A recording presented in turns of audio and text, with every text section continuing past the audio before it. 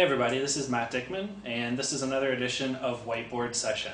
Today I'm taking a look at the concept of RSS, and basically what I want to do is go over how it works, why it's important, and it's actually surprisingly simple. And the acronym itself stands for Really Simple Syndication, just to tell you how simple it is. So let's take a look at a couple examples here, just to put this in perspective. Let's look at, take for example, newspaper industry as of, 5-10 years ago. So let's say, back in the day, if you're a person and you wanted the New York Times, you'd basically have to go to Borders or Barnes & Noble, and what you would do is you would walk in and you would say, okay, I'm going to get a copy of this, I'm going to get a copy of the Wall Street Journal, the New York Times, and USA Today. Okay? So you would have to go out, you could have done this on a street corner, with a newsboy back in the day. At a certain point in time, though, what the newspapers decided was a better way to do this was they're actually going to let you subscribe to the paper. So what would happen is, straight from the factory, they would send you the newspaper. So you didn't have to go out and get it. This is the same concept, this subscription concept is what's driving RSS. So when you go out to a website and it says, subscribe to our RSS feed, this is the type of subscription we're talking about. So let's look at, what web surfing is for a lot of people, and definitely was 5-10 years ago. Let's say you want to go out to the New York Times site. You're going to get the top headlines, the Wall Street Journal, and USA Today. So what you have to do basically is, okay, I'm going to go to the New York Times in the morning, I'm going to check it out, see what the top headlines are. I'm going to go to the Wall Street Journal online, check out the top headlines, and I'm going to go to USA Today. Now, throughout the day, as news changes and gets updated, there's no real way for you to get that information back. So what you have to do is, okay, at noon, at lunchtime, I'm going to go back to New York Times, back to Wall Street Journal, back to USA Today. I'm going to have to I'm going to have to basically decipher whether or not something has changed and go from there.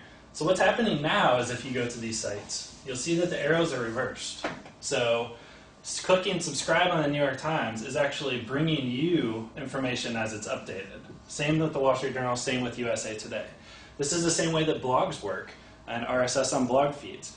As updated, as a post is made, it updates a file. So what that is basically doing, for each of these files, and this is the easiest way that I like to think about it. Let's say this is an RSS file, okay? What it's got in it are entries, stories, blog posts, videos, audio clips. So each one of these entries, most RSS feeds are limited. So let's say we're going to limit this to 6 entries, and that's it. It could be 20, it could be 50, it depends on the site, and it's kind of irrelevant at this point. So what happens is this is all chronological. So this is the newest, and this is the oldest.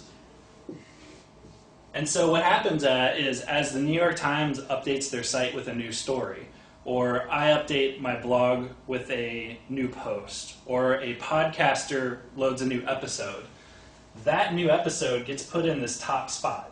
So then the top spot goes to the second goes to the third goes to the fourth goes to the fifth, and finally this last item gets bumped out of the feed.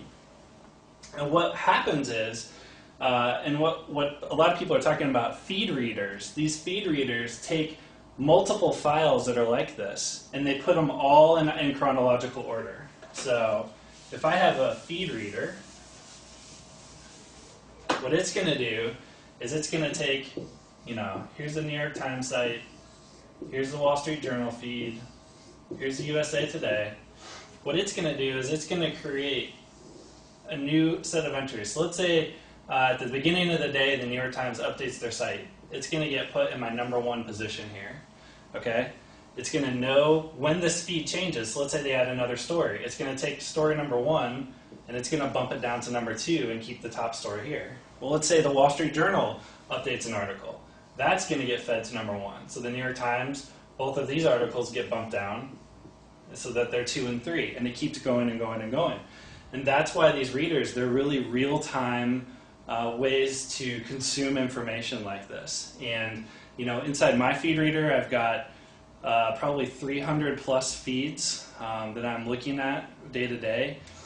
Inside that, I use Google Reader. It's pretty quick to go through different feed, all of the feeds to see what's new. And basically, everything that's new is going to be at the top. So if you're really concerned about what's new, it's easy not to get overwhelmed because basically you just mark them all as red. There's no harm, no foul in doing that. Yes, you're going to miss some information, but if it's important, it's going to come back to you in another way. So RSS, what you need to look for, look for the RSS symbol, which looks, basically somewhat like that, usually in orange. Like I said, these RSS feeds can contain audio clips. So, if it's an audio clip, what you're going to get is iTunes. That's our very crude iTunes logo, okay? And each one of these is going to be tagged with an MP3 file, okay? So the MP3 file gets pulled into iTunes. It's the same format, the same technology, except there's just an audio file attached to it. And that is what a podcast is. So a podcast is an RSS feed with an audio or a video file attached to it. So that's the way that this type of information is being distributed. It is really simple. As you can see, it's just building blocks that are pushed down and down and down. The feed readers put those blocks in order across all of the subscriptions that you have, and signing up is as easy as clicking the RSS button. So that's it for this time. I hope I explained RSS in a nutshell. If you have any specific questions, definitely drop me an email, mattdickman@gmail.com, or you can leave a comment on this post. That's it, and I will talk to you next time.